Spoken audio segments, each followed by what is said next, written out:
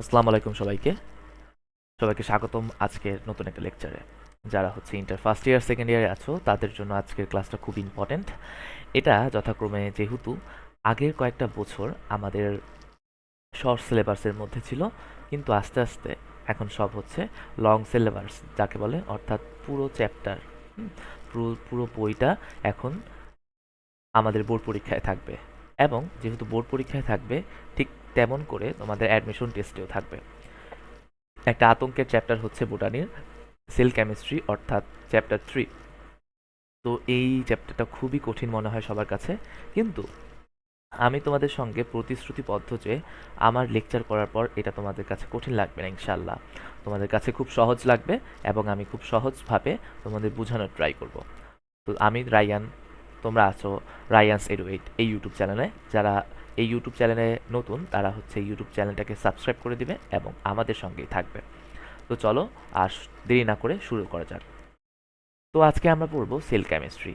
Sell chemistry নিয়ে আলোচনা করার আগে প্রথমে সেল কাকে বলে বা সেল কি জিনিসটা, সেল কিভাবে তৈরি হয়েছে সেই জিনিসটা নিয়েই আলোচনা করা উচিত। তো চলো শুরু করা যাক। দেখো, cell first this word derives from Robert Hooke. তো সেল যেই শব্দটা, সেই শব্দটা কে প্রথম দিছে সেটা রবার্ট হুক। ঠিক আছে, এটা বোটানি ফার্স্ট চ্যাপ্টারে পড়া। সেল শব্দ কোন দিক কে দিয়েছে এবং কোন দিক থেকে আসছে এটা এমসিকিউতে দিয়ে দেয়।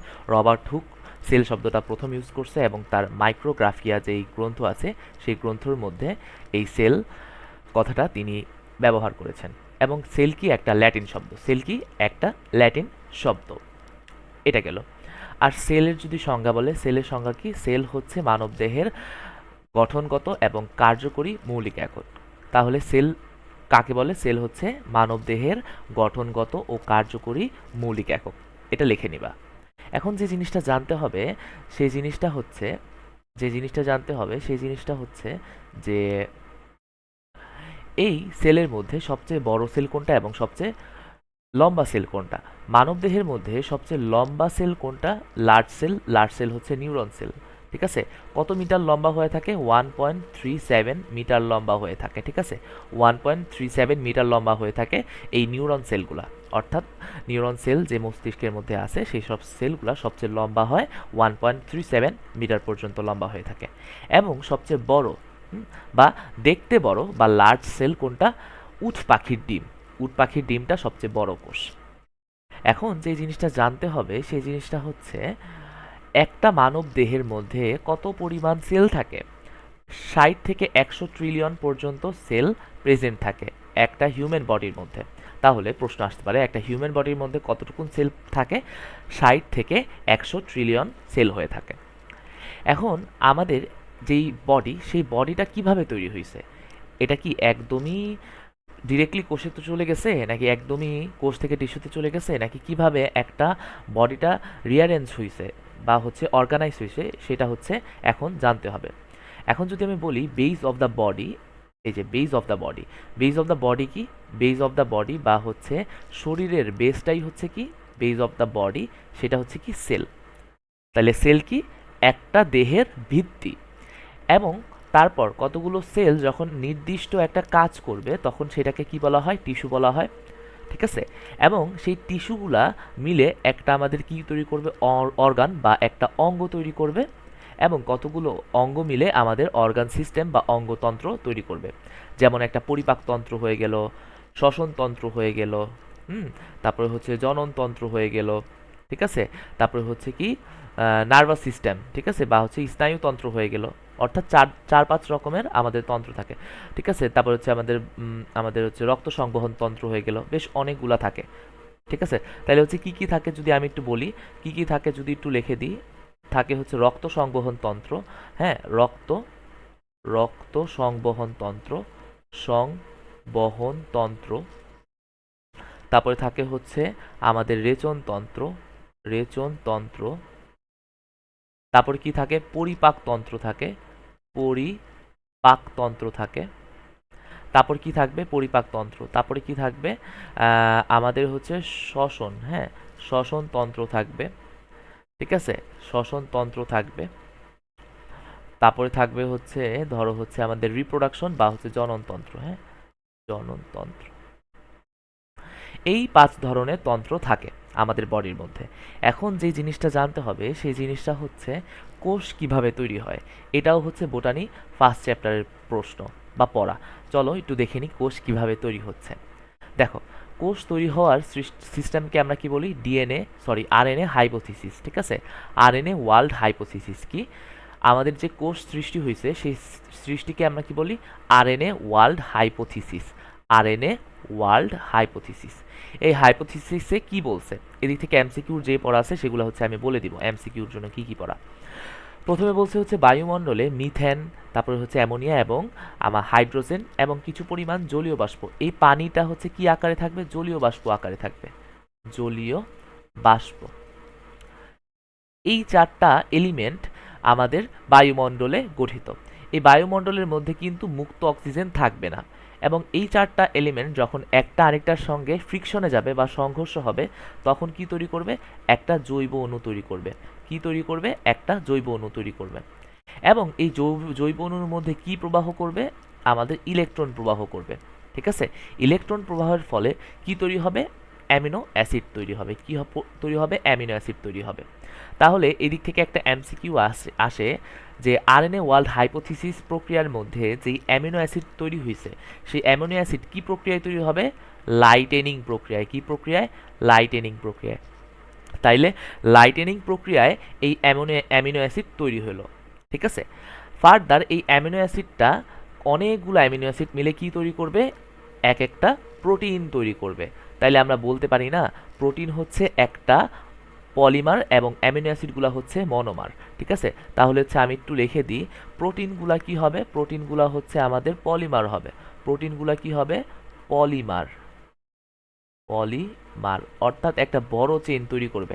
আর অ্যাসিড হচ্ছে কি হবে? মনোমার। Amino acid monomer. তাহলে প্রোটিন তৈরি হলো। ঠিক আছে, এইটুকুন পর্যন্ত আশা করি ক্লিয়ার হইছো। এখন এই প্রোটিন তৈরি হওয়ার পর পরবর্তীতে দেখা যায় জীব জীব শুরু হয় আদিকোষ থেকে। ঠিক আছে, এই প্রোটিন তৈরি হয়েছে, এই প্রোটিনটা তৈরি করছে কি? আমাদের আদিকোষ। ঠিক আছে, কি তৈরি করলো? আদিকোষ তৈরি করলো। এবং জীবের উৎপত্তি শুরু হয়েছে কোন দিক থেকে? এবং জীবের উৎপত্তি শুরু হয়েছে কোন কোষ থেকে? আদিকোষ থেকে। তাহলে যদি প্রশ্ন আসে জীবের উৎপত্তি শুরু হয় কোন কোষ থেকে? উত্তর হবে কি? আদিকোষ থেকে। উত্তর হবে কি? আদিকোষ থেকে। ঠিক আছে, আদিকোষ থেকে জীবের উৎপত্তি শুরু হয়। পরবর্তীতে দেখো, আদিকোষের ডিএনএ কোষ ঝিল্লি দ্বারা আবৃত হয়। আদিকোষের মধ্যে ডিএনএ যখন কোষ ঝিল্লিতে পরিবৃত্ত হয় বা আবৃত হয় তখন সেটাকে কি বলা হয়? প্রকৃত কোষ বলা হয়। তাহলে প্রকৃত কোষে যাওয়ার যেই প্রক্রিয়া সেটা কি? আদিকোষের মধ্যে কি হবে? আদিকোষের যে ডিএনএ আছে সেটা হচ্ছে কোষ ঝিল্লি বা কোষীয় যেই আবরণ সেটা দ্বারা হচ্ছে আবৃত হবে। ফলে কি তৈরি হবে? প্রকৃত কোষ তৈরি হবে। ঠিক আছে, প্রকৃত কোষ তৈরি হবে। আর প্রকৃত কোষের জন্য কি দরকার? আমাদের ডিএনএ দরকার। ডিএনএর উপর দিয়ে যখন হচ্ছে কোষ আবরণ বা কোষ ঝিল্লি আসবে তখন সেটাকে প্রকৃত কোষ বলা হয়। তারপর এই প্রকৃত কোষের মধ্যে আমাদের একটা বায়বীয় ব্যাকটেরিয়া প্রবেশ করবে। কি প্রবেশ করবে? একটা বায়বীয় ব্যাকটেরিয়া। কি প্রবেশ করবে? এটা ইম্পর্টেন্ট। একটা বায়বীয় ব্যাকটেরিয়া প্রবেশ করবে কোন কোষের মধ্যে? এই প্রকৃত কোষের মধ্যে। কোন কোষের মধ্যে? এই প্রকৃত কোষের মধ্যে। ঠিক আছে, এই প্রকৃত কোষের মধ্যে কি প্রবেশ করলো? একটা বায়বীয় ব্যাকটেরিয়া প্রবেশ করলো। এই বায়বীয় ব্যাকটেরিয়া এই প্রকৃত কোষে প্রবেশ করার পর কি হয়ে গেল? আমাদের প্রকৃত প্রাণীকোষ হয়ে গেল। কি হয়ে গেল? প্রকৃত প্রাণীকোষ। তাহলে প্রথমে প্রকৃত কোষ কিভাবে তৈরি হয়েছে? আদি কোষের মধ্যে যখন ডিএনএ আসছে এবং ডিএনএ যখন হচ্ছে কি কোষ ঝিল্লি দ্বারা হচ্ছে কি পরিবৃত্ত হয়েছে তখন সেটাকে প্রকৃত কোষ বলা হলো। তারপর এই প্রকৃত কোষের মধ্যে যখন হচ্ছে কি এই বায়বীয় ব্যাকটেরিয়া আসলো তখন সেটাকে কি পরিণত হলো? প্রকৃত প্রাণীকোষে তৈরি হলো এবং মাইটোকন্ড্রিয়া তৈরি হলো।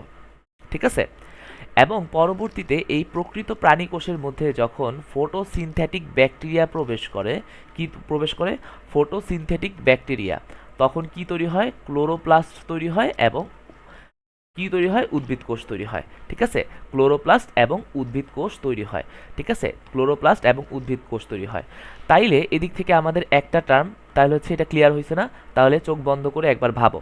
ঠিক আছে, চোখ বন্ধ করে একবার ভাবো। প্রথমে হচ্ছে কি অ্যামিনো, তারপর হচ্ছে মিথেন, অ্যামোনিয়া, হাইড্রোজেন এবং হচ্ছে পানি কি করলো, একটা আরেকটার সঙ্গে সংঘর্ষণ হইলো, সংঘর্ষ হইয়া জৈব অণু তৈরি করলো, জৈব অণুর মধ্যে ইলেকট্রন প্রবাহ করছে, প্রবাহ করার পর অ্যামিনো অ্যাসিড তৈরি করছে। অ্যামিনো অ্যাসিড যে তৈরি হয় কি প্রক্রিয়ায়, লাইটেনিং প্রক্রিয়ার মাধ্যমে অ্যামিনো অ্যাসিড তৈরি হয়, এটা জানতে হবে। তারপর হচ্ছে অনেকগুলো অ্যামিনো অ্যাসিড মিলে প্রোটিন তৈরি হলো, দেন প্রোটিনগুলা মিলে কি তৈরি করলো, আদিকোষ তৈরি করলো। আদিকোষ তৈরি করার পর ডিএনএ আসলো, ডিএনএ আসার পর কি হলো, প্রকৃত কোষ হলো। তারপরে প্রকৃত কোষের পরে কি আসলে, বায়োবিও ব্যাকটেরিয়া আসলো, কি তৈরি হলো, প্রকৃত প্রাণীকোষ তৈরি হলো, কি তৈরি হলো, প্রকৃত প্রাণীকোষ তৈরি হলো, এবং মাইটোকন্ড্রিয়ন তৈরি হলো। ঠিক আছে, মাইটোকন্ড্রিয়ন তৈরি হলো, কি মাইটোকন্ড্রিয়ন তৈরি হলো। তারপর হচ্ছে ফটোসিনথেটিক ব্যাকটেরিয়া আইসা ক্লোরোপ্লাস্ট এবং উদ্ভিদ কোষ তৈরি করলো। একদমই ইজি, এমনভাবেই তোমরা লিখবা আর পড়বা, তাইলে হচ্ছে এমসিকিউর জন্য যেগুলো হচ্ছে আমি মার্ক করছি সেগুলাই জাস্ট পড়বা। ঠিক আছে, এখন এদিকে একটা টার্ম আছে অ্যান্ডোসিমবায়োসিস। অ্যান্ডোসিমবায়োসিস কি, ওই যেই প্রকৃত কোষ যেই ছিল, প্রকৃত কোষের পর মধ্যে প্রথমে আসছে কি, বায়বীয় ব্যাকটেরিয়া। বায়বীয় ব্যাকটেরিয়া আসা হচ্ছে আমাদের প্রাণী প্রকৃত কোষ তৈরি করছে। তারপর হচ্ছে ফটোসিনথেটিক ব্যাকটেরিয়া আসছে। এই দুটা যখন হচ্ছে প্রাণী কোষে আসছে, তখন আসার পর যে টিকে ছিল, এই পদ্ধতিকে কি বলা হয়, অ্যান্ডোসিমবায়োসিস। ঠিক আছে, এটা একটু জাস্ট জানতে হবে। এখন আসো মূল আমরা কোষ রসায়নের মধ্যে চলে আসি। প্রথমে পড়ছি হচ্ছে কোষ কিভাবে তৈরি হয়, প্রথমে কিভাবে কোষকে নামকরণ করছে, কতটুকুন কোষ থাকে, তারপরে কোষ থেকে কিভাবে হচ্ছে আমাদের হিউম্যান বডি তৈরি হয়, এটা তো আমরা জানলাম। এখন কোষ রসায়ন জানবো। তো প্রথমে একটু বলে নিই, এই কোষ রসায়নের মধ্যে আমাদের তিনটা টপিক আছে, তিন চারটা টপিক আছে। কার্বোহাইড্রেট নিয়ে আজকে পড়বো, কার্বোহাইড্রেটের আরও তিনটা চারটা ক্লাস লাগবে। তারপরে অ্যামিনো অ্যাসিড নিয়ে পড়বো, লিপিড নিয়ে পড়বো, এনজাইম নিয়ে পড়বো। হ্যাঁ, এই কয়টা, অর্থাৎ চারটা মেজর টপিক আছে, চারটা মেজর টপিক। কি কি, কার্বোহাইড্রেট আজকে পড়লাম, অ্যামিনো অ্যাসিড পড়বো, প্রোটিন পড়বো। হুম, অ্যামিনো অ্যাসিডের মধ্যেই প্রোটিন থাকবে, তারপর হচ্ছে কি থাকবে, লিপিড থাকবে, তারপরে থাকবে এনজাইম থাকবে, অর্থাৎ চারটা মেজর পার্টে থাকবে। আজকে হচ্ছে আমরা কার্বোহাইড্রেটের ফার্স্ট ক্লাস করাবো। তো কার্বোহাইড্রেট জিনিসটা কি, কার্বোহাইড্রেট হচ্ছে কি, এটা জানতে হবে। কার্বোহাইড্রেট হচ্ছে গাঠনিক ও সঞ্চয়ী উপাদান। কার্বোহাইড্রেট কি, গাঠনিক এবং সঞ্চয়ী উপাদান। সঞ্চয়ী মানে কি, এটা হচ্ছে দেহের মধ্যে কি, রিজার্ভ থাকবে, কি থাকবে, রিজার্ভ থাকবে। হ্যাঁ, রিজার্ভ থাকবে, কি থাকবে, রিজার্ভ থাকবে। এই যে আমরা যে রোজা রাখি, ঠিক আছে, বিভিন্ন ফাস্টিং করি, সেই ফাস্টিং করার পরে এই শরীরের মধ্যে আমরা যে কার্বোহাইড্রেট বা শর্করা জাতীয় খাবার খাই, সেগুলো ব্রেকডাউন হয়ে আমাদের এনার্জি দেয়। তোমরা যখন জুওলজি, ঠিক আছে, তোমরা যখন জুওলজি থার্ড চ্যাপ্টার পড়বা, ঠিক আছে, থার্ড চ্যাপ্টারের মধ্যে কি আছে, ওই যে পরিপাক আছে, তোমরা দেখবা, তোমরা সেদিকে পাবা একটা জিনিস যে শর্করা। হ্যাঁ, তোমরা কি পাবা, দেখবা শর্করা, শর্করা, সেই শর্করাকে ভাঙলে তোমরা কি পাবা, গ্লুকোজ পাবা, গ্লুকোজ পাবা। এই গ্লুকোজটা কি করে, আমাদের ব্রেইনের মধ্যে শক্তি দেয় এবং ব্রেনকে সক্রিয় রাখে, এবং ব্রেন সক্রিয় থাকলে আমাদের কি, শরীরটা অ্যাক্টিভ থাকে। ঠিক আছে, অ্যাক্টিভ থাকে বা কাজ করতে পারে। তাহলে দেখো, আমরা কি দেখছি, শর্করাকে শর্করাকে ভাঙলে আমরা গ্লুকোজ পাই। তো এই গ্লুকোজটা আমাদের ব্রেইনে যাবে, ব্রেইন থেকে সিগন্যাল দেবে, দেন আমাদের শরীরটা একদম অ্যাক্টিভ থাকবে। তো এই শর্করাই আমাদের যেই বডির গাঠনিক ও সঞ্চয় উপাদান। এটা কি আকারে থাকবে, সঞ্চয় আকারে থাকবে। অর্থাৎ এই শর্করাগুলো আমরা বেশি খেয়ে খেয়ে জমা করে রাখি, তো ফাস্টিংয়ের ক্ষেত্রে ওই শর্করা ভেঙে কি হয়, এই গ্লুকোজে পরিণত হয়, দেন আমরা ঠিকঠাক মতো থাকতে পারি। অর্থাৎ শর্করা কম খাইলে কিন্তু মানুষ দুর্বল হয়ে যায়। ঠিক আছে, এই জিনিসটা জানতে হবে। তো এটা একটা সঞ্চয়ী উপাদান। তো এদিক থেকে যে জিনিসটা এখন জানতে হবে সেটা দেখো, কার্বন, হাইড্রোজেন ও অক্সিজেনের সমন্বয়ে গঠিত যৌগকে কি বলা হয়, কার্বোহাইড্রেট বলা হয়। তো কার্বোহাইড্রেটের সংজ্ঞা কি, কার্বন, হাইড্রোজেন, অক্সিজেন, এই তিনটা, ঠিক আছে, সিএইচও, এই সিএইচও মিলে যে যৌগ তৈরি করে সেটাকে কি বলা হয়, কার্বোহাইড্রেট বা কি, শর্করা বলা হয়। এখন কার্বোহাইড্রেটের অনুপাত কত, এটা এমসিকিউর জন্য জানতে হবে। কার্বোহাইড্রেটের অনুপাত 1:2:1, অর্থাৎ কার্বন থাকবে একটা, হাইড্রোজেন থাকবে দুইটা, এবং অক্সিজেন থাকবে এক অনুপাতে। ঠিক আছে, আসো এখন কিছু কিছু ক্ষেত্রে দেখবা 1:2:1 এই অনুপাত না থাকলেও কিছু কিছু যৌগ শর্করা হয়, আবার 1:2:1 অনুপাত থাকলেও কিছু কিছু যৌগ কি হয় না, কার্বোহাইড্রেট হয় না। অর্থাৎ কি, থাকলেও হয় আবার না থাকলেও হয় না, অর্থাৎ না থাকলেও হয়, থাকলেও হয় না। এমন করে, যেমন হচ্ছে দেখো সুক্রোজ, সুক্রোজের মধ্যে কিন্তু হচ্ছে কি আমাদের ঠিক অনুপাতটা নাই, তবুও কি সুক্রোজ একটা কার্বোহাইড্রেট। কিন্তু ফর্মালডিহাইড যার স্ট্রাকচার HCHO, দেখো HCHO এর মধ্যে যদি আমি দেখাই, HCHO এর মধ্যে যদি আমি দেখাইতে চাই মার্কার দিয়ে, দেখো হাইড্রোজেন একটা, দুইটা, অর্থাৎ দুইটা হচ্ছে ফিল আপ হয়েছে, কার্বন একটা আছে, একটা অক্সিজেন একটা, এই স্ট্রাকচার আছে, তবুও এটা কি কার্বোহাইড্রেট না। ঠিক আছে, কার্বোহাইড্রেট না, এই জিনিসটা জানতে হবে। অ্যামিনো অ্যাসিড, অ্যামিনো অ্যাসিড এবং ফর্মালডিহাইড এটাতে 1:2:1 অনুপাত থাকা সত্ত্বেও এটা কি না, কার্বোহাইড্রেট না। ঠিক আছে, এই দুইটা জিনিস এমসিকিউর জন্য, এইটুকুন পোর্শন এমসিকিউর জন্য অনেক ইম্পর্টেন্ট। হ্যাঁ, এমসিকিউর জন্য 100% এটা পারতে হবে। আর 1:2:1 অনুপাত থাকে, এটাও হচ্ছে 100%, এটা জানতে হবে। ঠিক আছে, আসো এখন যদি হচ্ছে একদম এই সংজ্ঞাটা দিলেও হবে, কার্বোহাইড্রেটের এই সংজ্ঞাটা দিলেও হবে, কিন্তু যদি আরো সুন্দর করে সংজ্ঞা দিতে চাও তাহলে কি সংজ্ঞা দিবা, দেখো যারা আদ্র বিশ্লেষিত হয় মানে কি, H2N এর মাধ্যমে কি হয়, বিশ্লেষণ হয়, অর্থাৎ ভেঙে যেয়ে আমাদের হাইড্রক্সিল গ্রুপযুক্ত অ্যালডিহাইড এবং কিটোন উৎপন্ন করে। ঠিক আছে, তাকে কি বলা হয়, কার্বোহাইড্রেট বলা হয়। তাইলে কার্বোহাইড্রেটের মধ্যে কোন কোন গ্রুপ থাকবে বলো তো? কার্বোহাইড্রেটের মধ্যে দুইটা গ্রুপ থাকবে, একটা অ্যালডিহাইড গ্রুপ থাকবে এবং হচ্ছে কিটোন থাকবে, এবং এটার মধ্যে আরেকটা জিনিস থাকবে আমাদের OH। ঠিক আছে, অ্যালডিহাইড এবং কিটোন যৌগ তৈরি করবে এবং কি গ্রুপ থাকবে, OH গ্রুপ থাকবে। কি গ্রুপ থাকবে, OH গ্রুপ থাকবে। কি গ্রুপ থাকবে, OH গ্রুপ থাকবে। এটা অনেক ইম্পর্টেন্ট। তাহলে অ্যালডিহাইড তৈরি করবে, কিটোন তৈরি করবে এবং তার মধ্যে কোন গ্রুপ থাকবে, OH গ্রুপ থাকবে। সোজা কথা, সোজা করে বলি, তাহলে কার্বোহাইড্রেট সেই সব যৌগ যারা অ্যালডিহাইড এবং কিটোন তৈরি করবে পানি দ্বারা বিয়োজিত হয়ে। ঠিক আছে, এবং সেই সব অ্যালডিহাইড এবং কিটোনের মধ্যে কোন গ্রুপ থাকবে, কার্বক্সিলিক গ্রুপ, সরি হাইড্রক্সিলিক গ্রুপ বা OH গ্রুপ থাকবে। ঠিক আছে, এটাই হচ্ছে বলছে এইদিকে। এখন দেখো কিছু ইম্পর্টেন্ট ইনফোগুলোকে আমরা ইম্পর্টেন্স দিয়েই মনে রাখবো। ঠিক আছে, ইম্পর্টেন্স দিয়েই মনে রাখবো ইম্পর্টেন্ট ইনফো।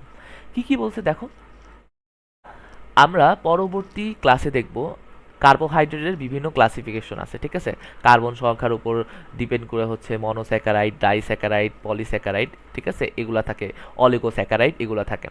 তো এই চারটার মধ্যে যেই হচ্ছে আমাদের মনোস্যাকারাইড আছে, সেই মনোস্যাকারাইডের মধ্যে কি বন্ড দ্বারা যুক্ত হয়, গ্লাইকোসাইডিক বন্ড। এটা মেডিকেল অ্যাডমিশন টেস্টে একবার আসছিল। মনোস্যাকারাইড কোন বন্ডের মাধ্যমে যুক্ত হয়, উত্তর কি, গ্লাইকোসাইডিক বন্ডের মাধ্যমে যুক্ত হয়। এবং এই গ্লাইকোসাইডিক বন্ডের একটা গুরুত্বপূর্ণ কাজ আছে। যখন কোনো যৌগ গ্লাইকোসাইডিক বন্ডের মাধ্যমে যুক্ত হবে তখন এক অণু পরিমাণ পানি কি করবে, বের হয়ে যাবে। ঠিক আছে, এক অণু পরিমাণ পানি বের হয়ে যাবে। ঠিক আছে, এটা জানতে হবে ভালো করে। এখন যেই জিনিসটা জানতে হবে, তারপরে দেখো উদ্ভিদের শুকনো ওজনের 50 থেকে 80 ভাগ কার্বোহাইড্রেট থাকে। ঠিক আছে, এটা তেমন ইম্পর্টেন্ট না, 50 থেকে 80 ভাগ কার্বোহাইড্রেট থাকে। এখন যে জিনিসটা ইম্পর্টেন্ট সেটা একটু মনোযোগ দিয়ে দেখতে হবে, উদ্ভিদে সেলুলোজ এবং স্টার্চ আকারে কার্বোহাইড্রেট থাকে। তাহলে উদ্ভিদে কোন আকারে কার্বোহাইড্রেট থাকবে, সেলুলোজ আকারে কার্বোহাইড্রেট থাকবে এবং স্টার্চ আকারে কার্বোহাইড্রেট থাকবে। এদিক থেকে একটা জিনিস আমি প্রথমেই পড়ায় দিই, সেটা হচ্ছে কি, সেটা হচ্ছে দেখো এই সেলুলোজ এটা কোথায় থাকবে, উদ্ভিদের মধ্যে থাকবে। তাহলে সেলুলোজ কি একটা কার্বোহাইড্রেট, স্টার্চও কি একটা কার্বোহাইড্রেট, এই দুটা কোথায় থাকে, উদ্ভিদের মধ্যে থাকে। এখন একটু পরে আমরা কার্বোহাইড্রেটের বৈশিষ্ট্য দেখব। তো এইদিকে দেখো সেলুলোজ যেহেতু একটা কার্বোহাইড্রেট এবং সেটা উদ্ভিদের মধ্যে থাকে, এই সেলুলোজটা কেমন হয়, পাউডার জাতীয় হয় এবং এটা কি হয়, টেস্টলেস, অর্থাৎ এটার কোনো স্বাদ থাকে না। তাহলে সেলুলোজের কোনো স্বাদ নাই। অন্যদিকে দেখব চিনিও কি, চিনিও একটা কার্বোহাইড্রেট। চিনি কিভাবে হবে, চিনি হবে দানাদার, অর্থাৎ দানা দানা থাকবে এবং সেটা কি হবে, সুইট বা কি হবে, মিষ্টি হবে। কি হবে, মিষ্টি হবে। এই দুইটা বৈশিষ্ট্য একটু মনে রাখতে হবে, এটা এক্সট্রা ওইদিকে লিখি নাই, এদিকে লিখে ফেলছি। ঠিক আছে, এক্সট্রা ইনফোর মধ্যে লিখে ফেলছি। এখন দেখো আমরা তো দেখলাম উদ্ভিদে কার্বোহাইড্রেট আকারে থাকবে দুইটা জিনিস, সেলুলোজ, স্টার্চ। কিন্তু প্রাণীদেহে কি কি আকারে থাকবে, গ্লাইকোজেন আকারে থাকবে, ল্যাকটিক অ্যাসিড আকারে থাকবে এবং ল্যাকটোজেন রূপে কি থাকবে? সঞ্চয় থাকবে। ভালো করে দেখো, সঞ্চয় থাকবে। তাহলে সঞ্চয় আকারে কোন ধরনের কার্বোহাইড্রেট থাকবে? গ্লাইকোজেন, ল্যাকটিক অ্যাসিড এবং ল্যাকটোজেন। ঠিক আছে, সঞ্চয় রূপে কোন কার্বোহাইড্রেটগুলো থাকবে? এই তিনটাগুলো থাকবে। এই তিনটা কার্বোহাইড্রেট কোথায় জমা থাকে? কোথায় জমা থাকে এটা লিখছি, লিভারে এবং মাসেলের মধ্যে, অর্থাৎ লিভার বা যকৃতের মধ্যে এবং আমাদের পেশির মধ্যে, মাংসপেশির মধ্যে এই কার্বোহাইড্রেট যেমন কি গ্লাইকোজেন, ল্যাকটিক অ্যাসিড এবং কি এই যে গ্লাইকোজেন কি থাকবে? গ্লাইকোজেন, ল্যাকটিক অ্যাসিড এবং হচ্ছে কি আমাদের ল্যাকটোজেন কি থাকবে? এগুলা জমা থাকবে। কি থাকবে? এগুলা জমা থাকবে কোথায়? লিভারে এবং হচ্ছে আমাদের কি মাসেল সেলে। এটা 100% মেডিকেলের জন্য। ঠিক আছে, আসো এখন হচ্ছে আমরা কিসে যাব? বৈশিষ্ট্যতে যাব। কার্বোহাইড্রেটের বৈশিষ্ট্য কি বৈশিষ্ট্য আছে কার্বোহাইড্রেটের, একটু জুম করি। কার্বোহাইড্রেটের বৈশিষ্ট্য হচ্ছে এদিক থেকে তিনটা চারটা আছে, এটার মধ্যে সবচেয়ে বেশি ইম্পর্টেন্ট হচ্ছে দুইটা। কোনটা কোনটা? 2 নাম্বারটা এবং 4 নাম্বারটা। তাও প্রথম নাম্বারটা দেখি। কার্বোহাইড্রেটগুলোকে যখন হচ্ছে আমরা হিট দিব বা তাপ দিব, তাপ প্রয়োগ করলে কি হবে? এগুলা গলে যাবে। ঠিক আছে, এবং হচ্ছে অঙ্গারে পরিণত হবে। গলে যাওয়ার বাংলাই হচ্ছে অঙ্গার। যেমন তুমি যখন হচ্ছে যেমন ধরো কেউ একজন মেয়ে, তুমি দেখতেছো আমার ভিডিওটা, তুমি কি করতেছো? একদিন হচ্ছে চালতার আচার করবা বা হচ্ছে বড়ই আচার করবা, তখন কি করতে হয়? সিরকা, সিরকা বানাইতে হয়। সিরকা বানায় কীভাবে? চিনিকে যখন তুমি হিট দিবা তখন কি হয়ে যায়? ওগুলা হচ্ছে গলা যায়। ঠিক আছে, তো ওইটারে সিরকা বলে। তো চিনি কি একটা কার্বোহাইড্রেট, তো কার্বোহাইড্রেটকে যখন আমরা তাপ দিব সেটা কি হয়ে যাবে? গলে যাবে। কি হয়ে যাবে? গলে যাবে। এবং হচ্ছে কি গলে যাওয়া কি কি কি বলা হয়? অঙ্গারে পরিণত হবে। এটা বইয়ের ভাষা, অঙ্গারে পরিণত হয়। আর গলে যাওয়া আমি বোঝানোর জন্য বলছি। এখন দেখো ওই মনোস্যাকারাইড, তাইলে কি মনোস্যাকারাইড কি কার্বোহাইড্রেটের একটা ক্লাসিফিকেশন? তাহলে মনোস্যাকারাইড ব্যতীত প্রায় সব কার্বোহাইড্রেটই কি অদ্রবণীয়, পানিতে অদ্রবণীয়। ঠিক আছে, পানিতে লিখে দিই, সরি পানিতে লিখি নাই, পানিতে অদ্রবণীয়। কিন্তু মনোস্যাকারাইড কি পানিতে দ্রবণীয়, পানিতে দ্রবণীয়, দ্রবণীয়। মনোস্যাকারাইড বাদে সবগুলা কি পানিতে অদ্রবণীয়, শুধু মনোস্যাকারাইডটা কি পানিতে দ্রবণীয়। অনেক বেশি ইম্পর্টেন্ট। এবং দেখো এই মনোস্যাকারাইডগুলা, সরি কার্বোহাইড্রেটগুলা অ্যাসিডের সাথে মিশে কি তৈরি করে? একটা অ্যাস্টার ফর্ম করে। কি করবে? অ্যাস্টার ফর্ম করবে। এটা তেমন ইম্পর্টেন্ট না। এবং কার্বোহাইড্রেট কি করবে? আমাদের হচ্ছে আলোক সক্রিয় এবং আলোক সমানতা প্রদর্শন করবে। ঠিক আছে, এই দুইটা হচ্ছে এদিক থেকে ইম্পর্টেন্ট। এখন দেখো কার্বোহাইড্রেটের কাজ কি। কার্বোহাইড্রেটের কাজ কিন্তু হচ্ছে সৃজনশীলে দিয়ে দেয়। তো এটা হচ্ছে আমরা সৃজনশীলের জন্য লিখিত, ঠিক আছে, রিটেনের জন্য ভালো করে দেখব, রিটেনের জন্য ভালো করে এটা মুখস্থ করব। দেখো কি কি কাজ, 5টা কাজ লিখতে পারলেই হয়ে যায়। যেমন দেখো উদ্ভিদের যে সাপোর্টিং টিস্যু সেটার কি করবে? গাঠনিক উপাদান হিসেবে কাজ করবে। সাপোর্টিং টিস্যু কি? যেমন আমাদের হিউম্যান বডির মধ্যে যে সাপোর্টিং সেল বা সাপোর্টিং স্ট্রাকচার কি কি স্কেলেটন, স্কেলেটনের উপরে কি থাকবে? আমাদের কোষ থাকবে। কোষগুলো বেশিরভাগ কার্বোহাইড্রেট দিয়ে তৈরি। ঠিক সেমই উদ্ভিদের ক্ষেত্রেও কি থাকবে? সেই সাপোর্টিং টিস্যু কি দিয়ে তৈরি হবে? কার্বোহাইড্রেট দিয়ে তৈরি হবে। গেল। এখন দেখো কার্বন স্ট্রাকচার প্রোভাইড করবে। কি করবে? Carbon structure. প্রাণীদেহের মধ্যে যে কার্বন স্ট্রাকচার সেটা কে প্রোভাইড করবে? কার্বন স্ট্রাকচার বা হচ্ছে কার্বন গঠন কে প্রদান করবে? আমাদের কার্বোহাইড্রেট প্রদান করবে। তাইলে কতে কার্বন স্ট্রাকচার কে প্রোভাইড করবে? কার্বোহাইড্রেট প্রোভাইড করবে। এবং দেখো জয়েন্টগুলা কি কি? জয়েন্ট বলতে কি বুঝো? জয়েন্ট যখন হচ্ছে জুওলজি 7ম অধ্যায়ে যাবা তখন দেখবা জয়েন্ট কি। জয়েন্ট হচ্ছে একটা বোন, ধরো একটা বোন আরেকটা বোনের সঙ্গে যখন যুক্ত হয় সেটাকে কি বলা হয়? জয়েন্ট বলা হয়। ঠিক আছে, জয়েন্ট বলা হয়। একটা বোন আরেকটা বোনের সঙ্গে যখন যুক্ত হয় সেটাকে জয়েন্ট বলা হয়। যেমন ধরো ফিমার এবং হচ্ছে ফিবুলা যে যুক্ত হয়েছে, সেটার যে জায়গায় যুক্ত হয়েছে সেদিকে একটা জয়েন্ট থাকে। ঠিক আছে, সব জায়গায় জয়েন্ট থাকে। সেই জয়েন্টের মধ্যে লুব্রিকেন্ট কি? ওই যে লুব্রিকেন্ট কি বলা হয়? একটা পিচ্ছিলকারক পদার্থ। লুব্রিকেন্ট হিসেবে কাজ করবে। অর্থাৎ জয়েন্টের মধ্যে লুব্রিকেন্ট আকারে কে কাজ করবে? কার্বোহাইড্রেট। তো লুব্রিকেন্ট আকারে বা পিচ্ছিলকারক পদার্থ হিসেবে কাজ না করলে কি হইতো? আমাদের হাড়গুলা ক্ষয় হয়ে যাইতো। আমরা যে বারবার হাত উঠাই, হাত নামাই, হ্যাঁ, আমাদের যে কবজির জয়েন্ট সেদিকে যখন যদি হচ্ছে ধরো লুব্রিকেন্ট হিসেবে কার্বোহাইড্রেট যদি না থাকতো, শর্করা যদি না থাকতো, তখন কি হয়ে যেত? হাড় ক্ষয় হয়ে যেত। ঠিক আছে, অল্প বয়সেই হচ্ছে তোমার হাতে ব্যথা, কোমরে ব্যথা, পায়ে ব্যথা, হাঁটুতে ব্যথা, এমন ব্যথা হইতো। ঠিক আছে, এই জন্য হচ্ছে কার্বোহাইড্রেট খুব ইম্পর্টেন্ট। তারপরে দেখো 4 নাম্বার পয়েন্ট কি, ক্যালভিন চক্র এবং হচ্ছে ক্রেবস চক্রে কার্বোহাইড্রেট অংশগ্রহণ করে। অর্থাৎ দুইটা চক্রে কি করে, কার্বোহাইড্রেট অংশগ্রহণ করে। কি, ক্যালভিন চক্র এবং হচ্ছে ক্রেবস চক্রে কি করে, কার্বোহাইড্রেট অংশগ্রহণ করে। এবং এই কার্বোহাইড্রেটগুলো দেখো, এই কার্বোহাইড্রেটগুলো কোষ প্রাচীরের প্রধান উপাদান। কিসের উপাদান? কোষ প্রাচীরের প্রধান উপাদান। কোন কোন কার্বোহাইড্রেট? তাইলে এই সব কার্বোহাইড্রেট কোষ প্রাচীরের প্রধান উপাদান। এটার মধ্যে দুইটা জিনিস মনে রাখতে হবে। সেলুলোজ হচ্ছে উদ্ভিদের, যদি বলি প্লান্ট, হ্যাঁ প্লান্টদের আমাদের যেই হচ্ছে কোষ প্রাচীরের প্রধান উপাদান। আর কাইটিন হচ্ছে, কাইটিন কিসের? কাইটিন হচ্ছে আমাদের ছত্রাকের, ঠিক আছে, ছত্রাকের যে ছত্রাকের যে কোষ প্রাচীর আছে সেই কোষ প্রাচীরের প্রধান উপাদান। তাইলে কাইটিন হচ্ছে ছত্রাকের কোষ প্রাচীরের প্রধান উপাদান, আর সেলুলোজ হচ্ছে উদ্ভিদের কোষ প্রাচীরের প্রধান উপাদান। তো উদ্ভিদের কোষ প্রাচীরে সেলুলোজ ছাড়াও কি কি থাকে? হেমিসেলুলোজ থাকে এবং প্যাকটিন থাকে। এগুলা হচ্ছে পরের ক্লাসে আমরা জানবো। এদিক থেকে যেই দুইটা জিনিস আমি লিখছি এটা 100% আসছে, মেডিকেলে আসছে ছত্রাকের কোষ প্রাচীরের প্রধান উপাদান কি? উত্তর কি? কাইটিন। বলছিল উদ্ভিদের কোষ প্রাচীরের প্রধান উপাদান কি? উত্তর কি? সেলুলোজ। এটা আসছে মেডিকেলে। তো এটা ভালো করে পড়তে হবে। তো আজকে এইটুকুনি ক্লাস। যাদের ক্লাসটা ভালো লাগছে তারা হচ্ছে তোমাদের বন্ধুদের সঙ্গে শেয়ার করে দিবা অবশ্যই, এবং সবাইকে বলবা এই ইউটিউব চ্যানেলটা হচ্ছে সাবস্ক্রাইব করে দিতে এবং আমাদের পাশে থাকতে। তো সেই পর্যন্ত সবাইকে ধন্যবাদ ক্লাসটা দেখার জন্য। পরবর্তী লেকচারে সবাইকে অগ্রিম স্বাগতম, আর সবাইকে ঈদ মোবারক।